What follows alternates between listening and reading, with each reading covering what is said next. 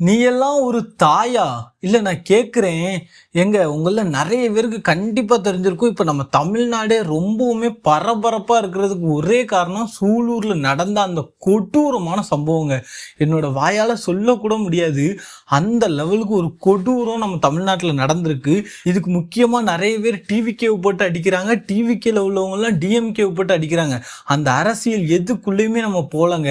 ஆனா இந்த சம்பவத்துல இப்போ மக்களுக்கு நிறைய பேர் மேல சந்தேகம் வந்திருக்கு. அதுலயும் முக்கியமா அந்த சம்பவத்துல பாதிக்கப்பட்டு இறந்து போன அந்த ஒரு பர்சனுடைய அம்மா, அவங்க மேலதான் இப்போ மொத்த தமிழ்நாடு மக்களுமே சந்தேகப்படுறாங்க. என்ன ப்ரோ சொல்றீங்க அப்படின்னு கேட்டீங்கன்னா, ஆமாங்க, பல திடுக்கிடும் உண்மைகள் வரப்போகுது. அது எல்லாத்தையும் இந்த வீடியோல நான் ஒண்ணா எக்ஸ்பிளைன் பண்றேன். இது நான் எதுவும் ஃபேக்கா கிரியேட் பண்ணி சொல்றேன் அப்படின்னு நினைக்காதீங்க. நிறைய மக்களுக்கு இருக்கிற சந்தேகம் பிளஸ் நியூஸ் மீடியா எல்லாத்துலயும் வரக்கூடிய நியூஸ் நான் உங்களுக்கு ஆதாரத்தோட எல்லாத்தையுமே காட்டுறேன். ஓகேவா? ஃபர்ஸ்ட் ஆஃப் ஆல் என்ன நடந்துச்சுங்கிறது உங்களில் நிறைய பேருக்கு தெரிஞ்சிருக்கும். அதாவது சூலூர்ல இந்த ஒரு கொடூரமான சம்பவம் நடந்துச்சு. இந்த போட்டோல காட்டுற 2 கொடூரமானவங்க ஒரு பிஞ்சை என்ன பண்ணாங்க அப்படிங்கிறது உங்களுக்கு நல்லாவே தெரிஞ்சிருக்கும். இன்ன வரைக்கும் அவ்வளோ கஷ்டமா இருக்குங்க. அந்த குடும்பத்துக்கு நம்மளுடைய ஆழ்ந்த இரங்கலை நம்ம தெரிவிச்சு தாங்க ஆகணும். நம்ம தமிழ்நாட்டில் ஏன் இப்படி நடக்குதுன்னு தெரியல. இவ்வளத்துக்குள்ள வெறி பிடிச்சி அலையிறீங்களாடா? ஏன்டா உங்களை தான்டா கேட்குறேன். அவ்வளத்துக்குள்ள போதை பழக்கம் இது எல்லாமே தாங்க இதுக்கு காரணம். முக்கியமா இப்போ டிஎம்கே ஆட்சியில் இல்லாதனால டிவிகேவை பயங்கரமா விமர்சனம் பண்றாங்க. இதுக்கு டிவிகே தான் காரணம் அப்படி இப்படி சொல்றாங்க. டிஎம்கே ஆட்சியில இதை விட பல கொடூரமான விஷயம் நடந்துச்சு. அப்போ டிஎம்கே சைட்ல இருந்து ஒரு குரலுமே வரலையே. இப்போ ஆட்சி மாறினதுக்கு அப்புறம் எதுக்கு இவ்வளவு குரல் கொடுக்குறீங்க? இல்ல நான் கேட்குறேன். அதாவது சிஎம் விஜய் சார் இப்போ இந்த கொடூர சம்பவத்துக்கு நடவடிக்கை எடுக்கணும்னு சொல்லி உத்தரவு போட்டாங்க. ஆனா மக்கள் எதிர்பார்க்கிறது என்ன தெரியுமா? சிஎம் விஜய் சார் எங்களுக்கு நடவடிக்கை எடுக்கக்கூடாது, ஆக்டர் விஜய் சார் எங்களுக்கு நடவடிக்கை எடுக்கணும் அப்படிங்காங்க. ஏன்னா நிறைய பேரை பார்த்தீங்கன்னு வைங்களேன், தெரி படத்துல ஒரு கேஸ் நடக்கும்போது தலைகீழ தொங்க விட்டாரு தளபதி ஒருத்தனை பாலத்துக்கு கீழே. அதை மாதிரி இவங்க 2 பேரையும் தலைகீழ தொங்க விடணும். ஏங்க கொஞ்சமாவது யோசிச்சு பாருங்க. அது சினிமா, இது ரியல். இந்த அரசியல்ல அப்படி பண்ண முடியுமான்னு கேட்டா நம்ம எமோஷ்னலா என்னன்னாலும் சொல்லிடலாம். பட் அந்த இடத்துல இருந்து பார்த்தா தான் அது சாத்தியமா இல்லையான்னு தெரியும். நம்ம நம்புவோம் விஜய் சார் நல்ல ஒரு தீர்ப்பு கொடுப்பாரு. மக்களாகிய எல்லாத்துக்கும் நான் ஒண்ணு தான் சொல்லுவேன், தளபதி விஜய் சார் இதை கண்டிப்பா சும்மா விட்டுற மாட்டாங்க அப்படின்னு நம்ம நம்புவோம். ஆனா ஒரே ஒரு விஷயம் நீங்க நல்லா புரிஞ்சுக்கணும். என்னைக்குமே சிஎம்மா இருந்தாலும் சரி, யாரா இருந்தாலும் சரி, தீர்ப்பு டைரக்டா கொடுக்க முடியாதுங்க. என்றைக்குமே கோர்ட்டு, அதில் உள்ள ஜட்ஜு, அது போக அந்த எவிடன்ஸ்லாம் என்ன சொல்லுது அப்படிங்கிறத வச்சு தான் தீர்ப்பு கொடுக்க முடியுமே தவிர டைரெக்டாக எந்த சிஎம்மும் யாரையும் தூக்கில் போட முடியாது. ஸோ தயவு செஞ்சு அது எல்லாமே தெரிஞ்சுக்கிட்டு பேசுங்க. எடுத்த உடனே சினிமா படத்தில் வர்ற மாதிரி பண்ணுறதுக்கு இது சினிமா கிடையாது. அந்த ஒரு விஷயத்த நல்லா புரிஞ்சுக்கோங்க. இப்போ தான் அந்த தாயை பற்றின சந்தேகம் நம்ம தமிழ்நாட்டுக்குள்ள உள்ள நிறைய மக்களுக்கு வர ஆரம்பிச்சிருக்குங்க. என்ன அப்படின்னு பார்த்தீங்கன்னா, உங்களுக்கே தெரியும், இன்ன வர சொல்றேன், தமிழ்நாட்டில் உள்ள நிறைய மக்களுக்கு அந்த துக்கத்துல இருந்து வெளியே வர முடியலங்க. ஆனா அந்த சம்பவம் நடந்துச்சு தெரியுமா, அவங்கள பெத்த தாயி அந்த ஒரு சொட்டு துக்கம் அந்த பொம்பளைக்கு இல்லைங்க. எனக்கு அதுதான் சந்தேகமே. எனக்குன்னு இல்லை, நம்ம தமிழ்நாட்டில் நிறைய மக்களுக்கு அதான் சந்தேகம். ஒரு ப்ரெஸ் மீட் ஒன்று கொடுக்குறாங்க, ஒரு ஒரு பறி போனது. இப்போ நம்மளுக்கே அவ்வளோ கஷ்டமா இருக்கு. ஒரு பெரிய ஒரு விஷயம் அவங்க குடும்பத்தில் பறி போயிருக்கு. ஆனால் அந்த ஒரு சின்ன எதுவுமே இல்லாமல் ரொம்பவுமே கேஷுவலாக ப்ரெஸ் மீட் கொடுக்குறாங்க.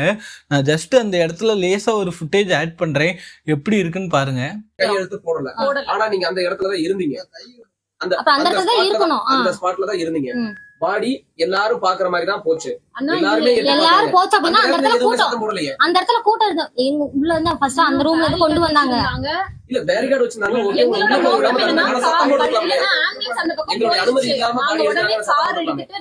பாடி வண்டியில ஏத்துறது நான் பாக்கலையா, நாங்க பாக்கலையா அந்த இடத்துல. அந்த வீடியோல நாங்க யாராவது ஒருத்தர் எங்க மூஞ்சி அதுல இருக்கா நீங்க பாருங்கன்னு தான் நாங்க சொல்றோம்.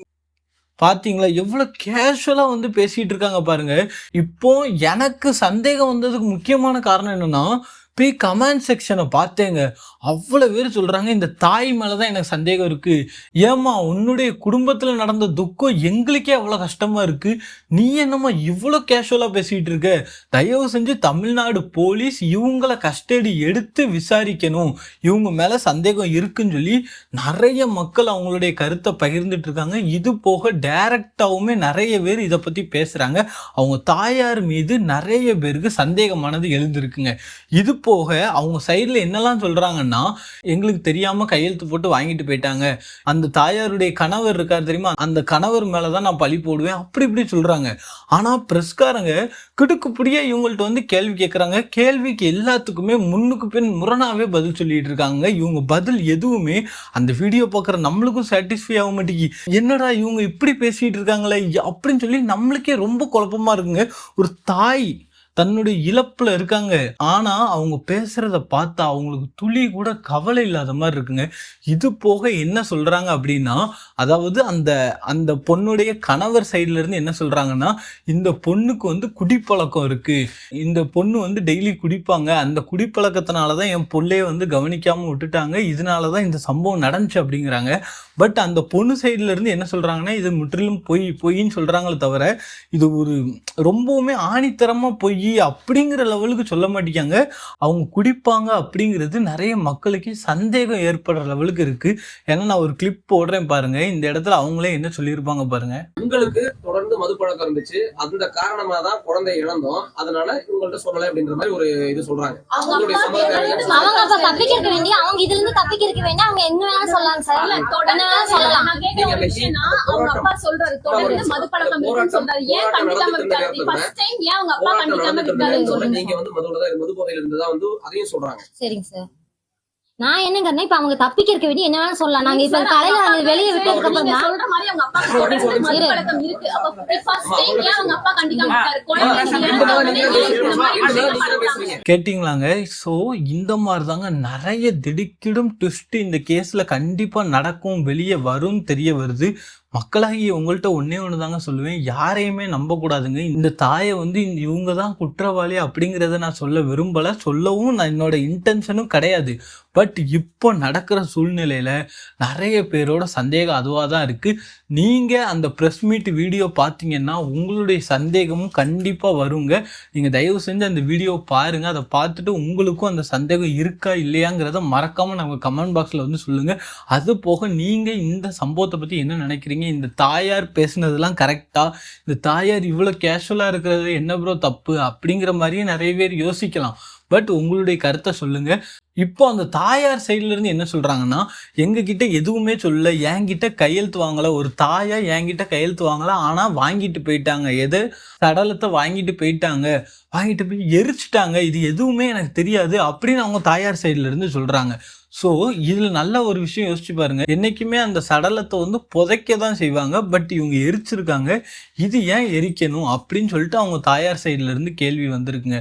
ஸோ இப்போ நம்ம ஒரு பக்கம் இந்த 2 குற்றவாளிகளை வந்து கண்டுபிடிச்சிட்டாங்க, இவங்களுக்கு தண்டனை கொடுக்கணும்னு நம்ம யோசிச்சாலுமே இந்த கணவன் மனைவிக்குள்ளேயே நிறைய விஷயம் ஒத்து போகாமல் இருக்கு. நிறைய முன்னுக்கு பின் முரணாதான் 2 பேர் சைட்ல இருந்துமே நம்மளுக்கு நிறைய பதில்கள் விடுது.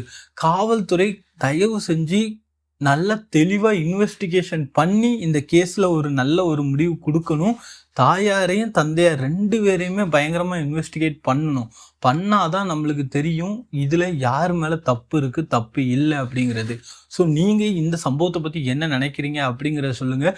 முக்கியமாக சொல்லுங்கள், தளபதி விஜய் வந்து இதுக்கு நல்ல ஒரு முடிவு எடுப்பாரா மாட்டாரா, நீங்கள் நம்புறீங்களா அப்படிங்கிறதையும் சொல்லுங்கள். கூடிய சீக்கிரம் அடுத்த அப்டேட்டில் சந்திக்கிறேன். இன்னும் நிறைய திடுக்கிடும் உண்மைகளோடு உங்களை வந்து சந்திக்கிறேன். ஓகேவா? Bye guys.